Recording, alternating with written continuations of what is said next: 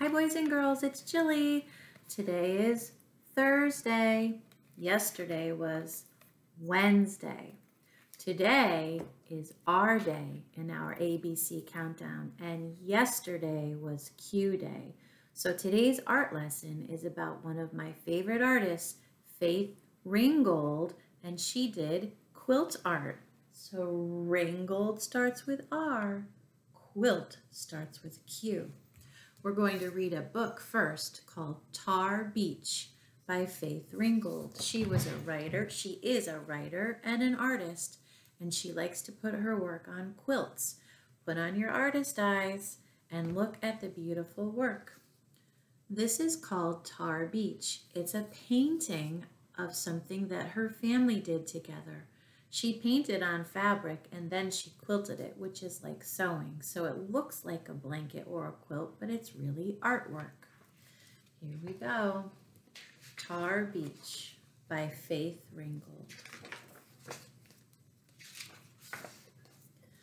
I will always remember when the stars fell down around me and lifted me up above the George Washington Bridge. I could see our tiny rooftop with Mommy and Daddy and Mr. and Mrs. Honey, our next-door neighbors, still playing cards as if nothing was going on. And Beebe, my baby brother, lying real still on the mattress, just like I told him to, his eyes like huge floodlights tracking me through the sky. So in this picture, boys and girls, she's painting about what the story is. And if you look on the bottom of the page, you'll see pieces that look like a quilt. Keep that in mind for our project. Sleeping on Tar Beach was magical. Lying on the roof in the night with stars and skyscraper buildings all around me made me feel rich, like I owned all that I could see. The bridge was my most prized possession.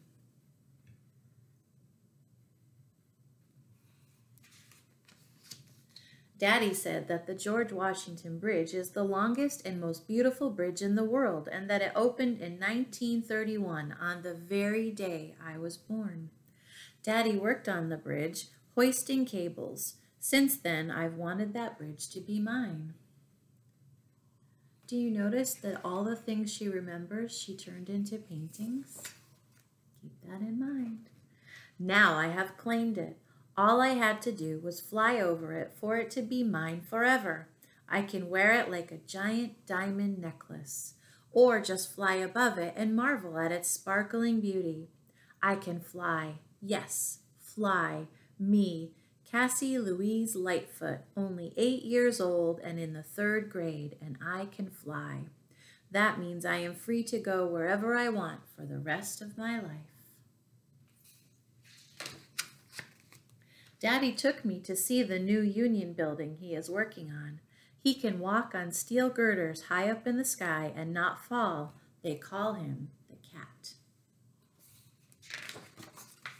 But still, he can't join the Union because Grandpa wasn't a member. Well, Daddy is going to own that building because I'm going to fly over it and give it to him. Then it won't matter that he's not in their old Union or whether he's colored or half-breed Indian like they say. He'll be rich and won't have to stand on 24-story high girders and look down. He can look at his building going up. And Mommy won't cry all winter when he goes to look for work and doesn't come home. And Mommy can laugh and sleep late like Mrs. Honey, and we can have ice cream every night for dessert.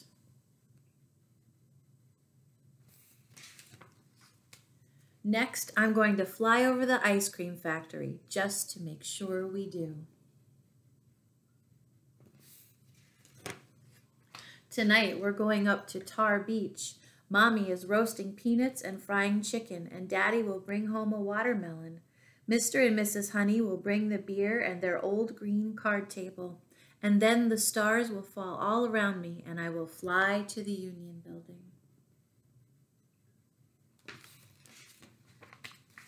I'll take Beebe with me. He has threatened to tell Mommy and Daddy if I leave him behind.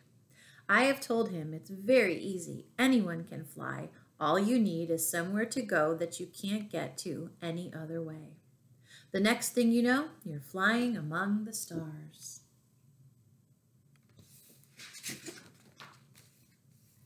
The end. And there's the picture that she made. Remember, it's a picture quilt. Faith Ringgold painted her memory of Tar Beach on some fabric. Then she quilted it using a needle and thread. And there's a picture of Faith Ringgold. Our project today is to make a paper quilt, kind of like Faith Ringgold. I'll show you what I started. This is a photograph of me and my children. I put some fabric squares around it so that I could show you a little bit of what we're going to do. You'll need some white paper and some fabric. If you don't have fabric at home, you could cut up something that means a lot to you. Sophie, my daughter, gave me this t-shirt. It doesn't fit her anymore. It's from when she played softball. That's a nice memory. So I cut the bottom off of the shirt and cut it into squares to make a quilt. Here are my squares. I have a cousin named Diane who's a quilter. She's part of my family. She gave me some fabric, so I cut my fabric into squares. I have my squares and I have my memory. My memory is about 4th of July with Sophie and Jude, who are my kids, when we went to see the parade. This picture is Sophie and Jude and I at the parade. That's going to be my memory. I'm going to draw the picture, but first I'm going to make the quilt background. This is my piece of paper.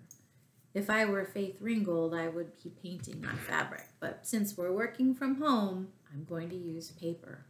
The first thing I'm going to do is glue my squares of fabric to make a border. It kind of looks like this. I'm going to take my square and put some glue on it, just like this. Usually, boys and girls, I tell you to put your glue on the object that you're gluing down. Today, we know that we're going on the outside edge of our paper. So you could start with your glue. You can use a glue stick or you could use Elmer's squeezy glue. I'm going all up one side of my paper. Do you think I should put glue in the middle? Nope. Do you know what would happen if we put glue in the middle? We wouldn't have any place to do our drawing or painting. So I've got my glue. You could do a pattern. Green, blue, pink, green, blue. What would come next? That's right, pink. But you don't have to do a pattern.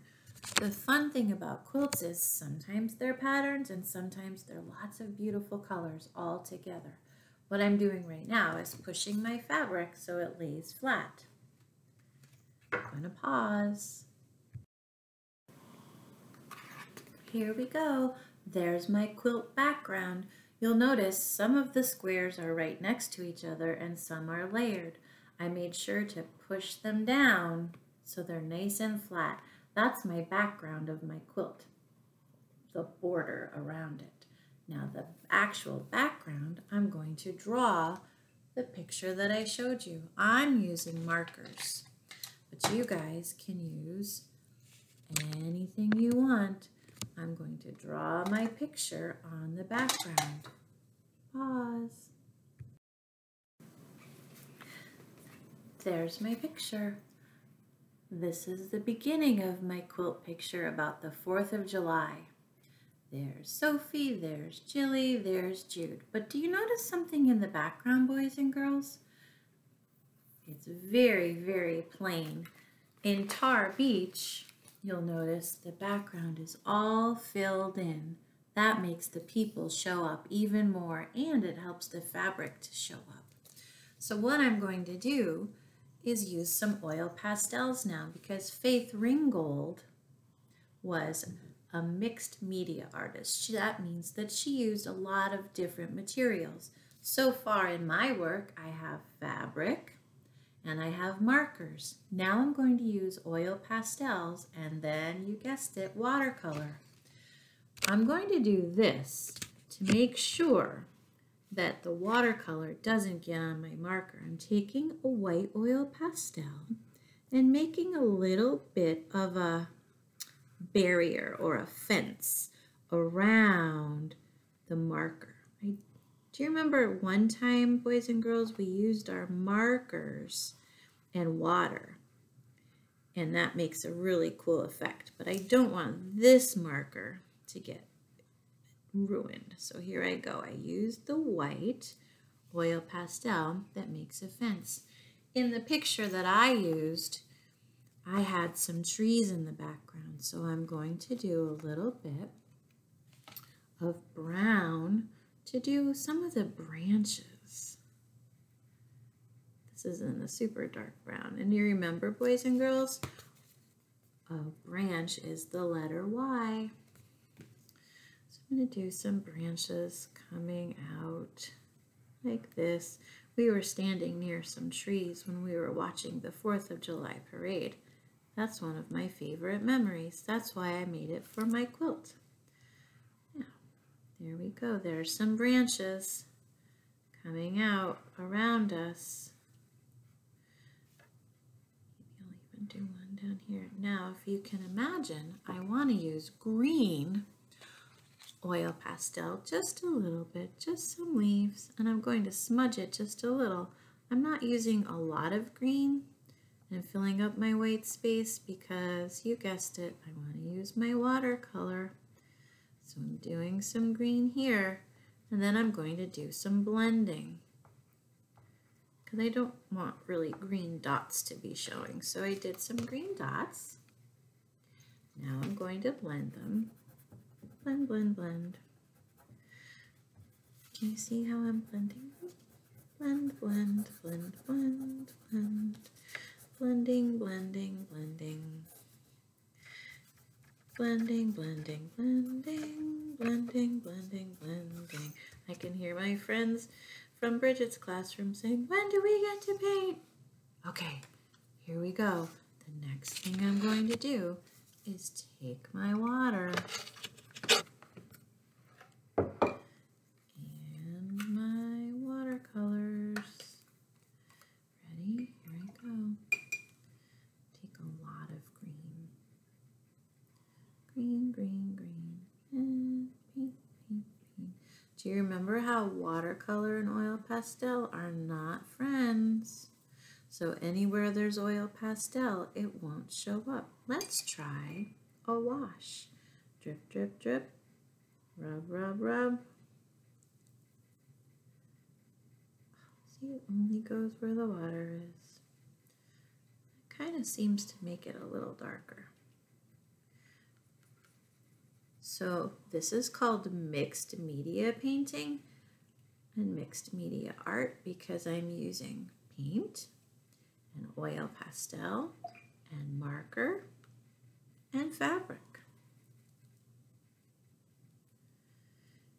You don't have to have a photograph to look at, boys and girls, to do this project. You could use something from your memory. Or you could even paint something that you wish your family would do. Like maybe you would like to go apple picking, but you haven't done it in a long time. You could do a painting of what you would imagine apple picking would be like. Rubbing in the green. I haven't washed my brush because I keep using the same color. And in the picture, the trees are all behind us. We have a very green background, so lots of green I'm using. Painting, painting, painting. I like the wash. Do you like the wash? I'm going to try that again. Water, water, water, and green. Green, green, green. And the more green paint I use, the darker it gets. Rubbing, rubbing, rubbing. And did you notice that it's not running into the marker picture I did because of the oil pastel border that I made? That's the one thing you have to be careful about if you're using water and markers. Unless they're permanent markers, of course. Here I go. Now, boys and girls, I'm thinking it's not quite dark enough. I'm going to try a little bit of brown. Let's see what happens if I add some brown. What do you think will happen? I don't know. Let's look. Ready? A little bit of brown. Oh, it kind of looks like the branches of those trees. I don't have to wash my brush if I'm going back into the brown. But if I want more green, I have to wash my brush. What do you think? How's it looking? Is it looking like the Adirondacks a little bit behind me? That's where we were watching the 4th of July parade. Okay, I feel like I'm finished. I'm not sure I want to lift it up for you. I don't want to ruin it. I'm afraid the colors will run. Let's see. Are you ready? There is my quilt art in the style of Faith Ringgold. Oh, notice I forgot some glue. Eek! Am I worried? Goodness, no. I'm just going to put some glue on it. There's my glue stick. If something happens to your artwork, do you have to get upset? Goodness, no. Just fix what it is, or change it, or like Pete the Cat, keep moving along and singing your song because it's all good. Here we go for Q Day and R Day, quilt art like Faith Ringgold. I hope you guys have fun, and as always, send me your pictures. Love you. Bye.